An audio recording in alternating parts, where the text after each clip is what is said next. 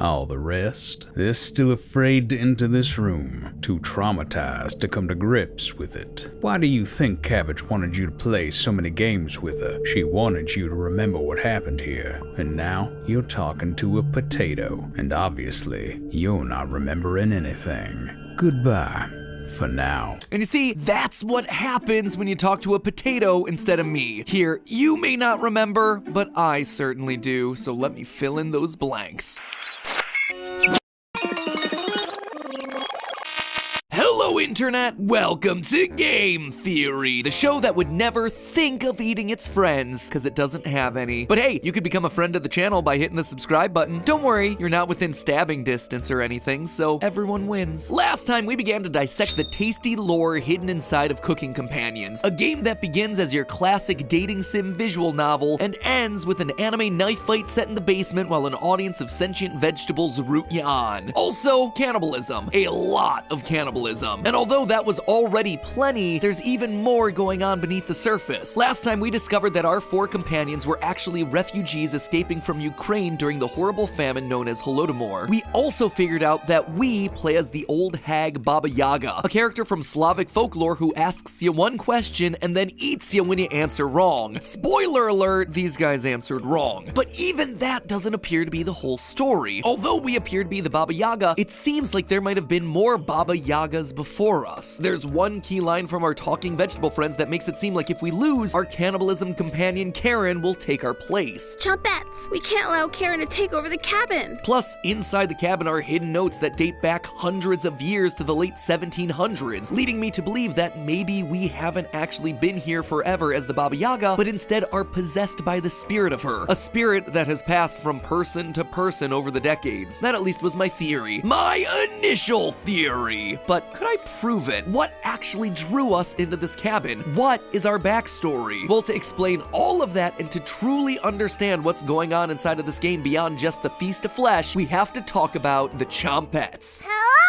These guys are all over the artwork for this game, and you can see why. The kawaii little edibles lighten up what would otherwise be a completely grim horror story of starvation inside of a stranded cabin. In total, we have ourselves 5 key members of the Chompettes. Cabbage, leader of the group who likes to organize games for the others to play. Onion, the comedian, though not sure calling us Stinky over and over again is actually that funny. Bread, the lover of puns. The vaguely threatening Raspberry. And the grumpy, non-participatory Potato. There's also frequent references to a missing 6th Chompette, Cornbread, but he's not around anymore. Throughout the game, these guys pop in to make jokes, unlock new recipes, and generally comment on your declining mental stability. So, are they real, or are they just figments of your imagination? Even the player character asks this question the first time we encounter them in the game, and the answer is unclear at best. No one else seems to see them, and when we begin to pass out towards the end of the game, the characters seem to phase in and out of existence. Feels pretty obvious that we're just going mad, right? Then again, they can also keep drawers shut, slam doors, and have even made mouse holes to travel unseen throughout the cabin. Plus, we're told Potato blocks those same mouse holes with rocks in New Game Plus, so they're not only able to move rocks, but also apparently can't pass through them. Well, the answer to what they really are seems to come at the end of that New Game Plus. After killing an enraged Karen down in the basement, we actually get a little cutscene that shows her lying on the ground, eyes widening as she dies, only for it to then cut to the Chompettes welcoming in a new vegetable Turnip to the group. Though this new Chompette is labeled as a he, the editing makes it very clear that it's meant to be Karen. But then why would she, of all the people, become a Chompette as opposed to everyone else that we've seen die throughout the game? Mariah, Gregor, and Anatoly all die in the game, but they only haunt the cabin as spirits. They don't form some new food group meant to chase us around, so what's going on here? Well, several times throughout the game, both the spirits of our dead companions and the Chompettes make mention that, quote, those who die in the cabin are bound by different rules. The rules are different for people that die in the cabin. The lucky ones are dead when cooked. The important word here is in the cabin. Earlier in the game, Mariah and Anatoly both leave the cabin in search of food. These moments are emphasized by a little jingle and the explicit words, character has left the cabin. Pretty hard to deny what's going on in those moments. As for Gregor, our third companion, while yes, he does die inside the cabin, it isn't by our hand. He's been cut to pieces by Karen. Mariah, Gregor, and Anatoly are haunting the cabin because of our guilt, but Karen died inside the cabin's basement from stab wounds we inflict, which is why she then becomes a chompette. This in turn suggests that all the other chompettes must function the same way. Previous victims of the Baba Yaga also murdered within the confines of the cabin. During the hide-and-seek section of the story, we find Onion in the bedroom, and he tells us this. I'm sorry to hear about Mariah, Anatoly, and Gregor, but yikes, that's 3 people gone in less than a month. Not as bad as 5 people in one night though, right? 5 deaths, 5 chompettes.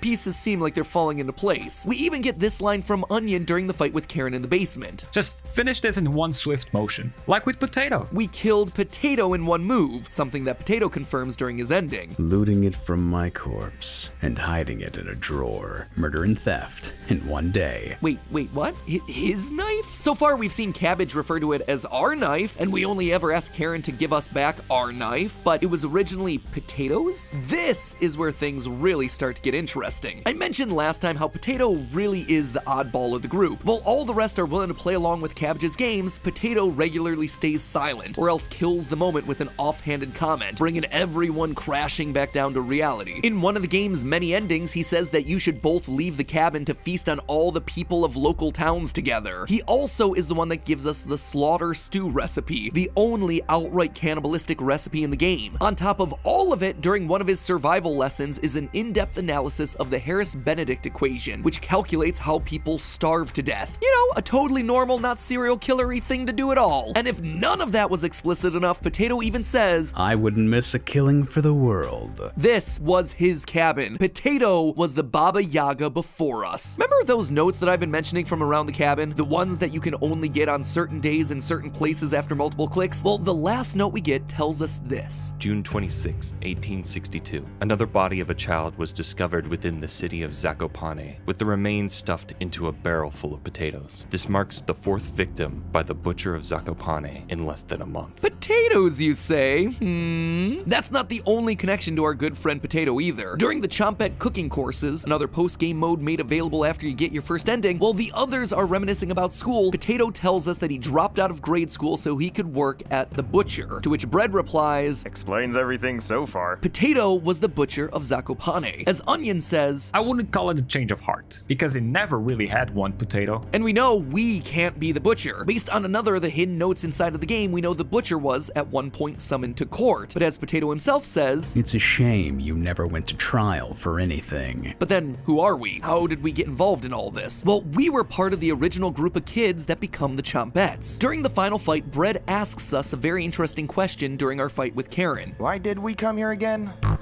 So that explains Potato. Notice the use of the word we. We were a part of the group with Bread at some point. Potato, meanwhile, was an outsider. In the appetizer preview edition of this game, you and Potato have a heart-to-heart, and he outright tells us this. I cornered the 4 in this basement room, and all of us ended up dead. Cabbage, Onion, Raspberry, Bread. They're still afraid to enter this room, too traumatized to come to grips with it. Potato, as the butcher, was about to kill everyone. And you see, that's when you step in. In the main game, we have an opportunity to tell Karen about the Chompettes, and when we do, this is her response. A potato is killing people? They asked you to save them? What the heck does that even mean? In short, we killed the butcher of Zakopane with his own knife as he was killing our friends, and in so doing, we got possessed and became the Baba Yaga. But how? For some reason, we weren't gathered into the basement like the others. We had the chance to kill the butcher when all the rest of our friends were helpless. So what made us so different? Well, I suspect that the butcher was training us to become like him. Throughout the game, we act as Karen's mentor, introducing her to the world of killing and cannibalism. We show her books about chopping people up, and we get lines like, she's not ready yet. She is meant to become our cooking companion, at least until she gets a little bit too enthusiastic and turns on us. And I suspect that the butcher was training us up in a similar way. In our various conversations with Potato, there seems to be some level of friendship between our character and the killer. He asks us to go into the basement and put an end to this. Not for the Chompettes. for me. We also get hints throughout New Game Plus's timeline that Karen and Potato would have made great partners in another life. Out of all of the kids that he planned to kill, we were singled out as special. We were meant to be his pupil. As you might imagine, being a one-man cannibal is a lonely life. Getting to share that with someone else, though, priceless. But when our friends started getting killed, we had to act and slaughter the man who had taken us under his wing. Except what we didn't know is that that would force us to go on and continue the Baba Yaga's legacy moving forward. So there you have it, the deep lore of cooking companions. Except there's one final layer to the story, one final chompette that we need to discuss: cornbread. As I mentioned before, cornbread is the missing sixth chompette, one that we hear mentioned a lot but never really see until the game's final, most secret ending. We know from in-game clues that cornbread's real name was Raziel and that they were related to Onion. Being a chompette, we also know that presumably they were killed in the cabin and that we consumed their body. But there's something that makes cornbread different. Unlike all the other chompettes, we've let cornbread move on. During the endgame of New Game Plus, Cabbage asks us if we'll let the chompettes go, and we say no. Will you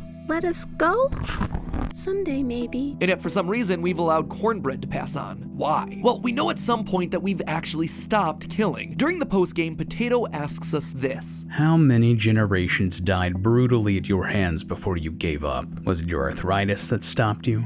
Or did you eventually feel remorse? I think it was the latter. I think that we felt remorse, and it was cornbread that did it to us. Now, to be honest, based on this message that I found on Discord, I'm not even sure the creators of the game have fully mapped this out, but based on everything that I've seen inside of the game and everything that we covered so far, here's what I think happened. After the night where our friends die and we kill the butcher, we become possessed by the Baba Yaga. Some time passes. We're still in the cabin, alone and hungry. But then, a new child stumbles in. Someone we know. It's Onion's relative, Raziel, looking for his lost family member. We bring them in and they stay for a while, telling us countless puns, just generally being fun and bringing joy to our otherwise lonely life. Raziel gives us hope, shows us that there's no need for us to kill, that we can become normal again. But eventually, the hunger sets in. It can't be quelled. It can't be stopped. We resist it, but at some point we succumb to the Baba Yaga's need. We kill Raziel in a moment of weakness. He wasn't meant to be there. He wasn't meant to die. We just couldn't help ourselves. Out of regret and out of self-loathing, we eat him. We eat every last piece of him. And then we let him go because he was innocent, because he reminds us of our weakness, because we can't bear to keep him a prisoner. We let him move on, and we keep all the other chompettes here with us, too afraid to be left alone. We keep the rest of the chompettes here because they don't come with the extra burden of guilt. And so there you have—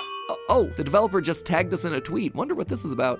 A black image? You know what that means. Crank up the exposure, boys. A shadowy figure holding a knife with 4 people: cabbage, raspberry, onion, bread, and the shadow of potato. Beautiful. Chef's kiss. Now all we need is that cornbread origin story and we're all good. And with that, my friends, we put a wrap on the delicious lore of cooking companions. So remember, the next time you're at the store and the vegetables start talking to you, don't just tune them out. Give a listen. You might just have made your new best friend, and eventually a salad. But hey, that's just a theory. A game theory. Thanks for watching.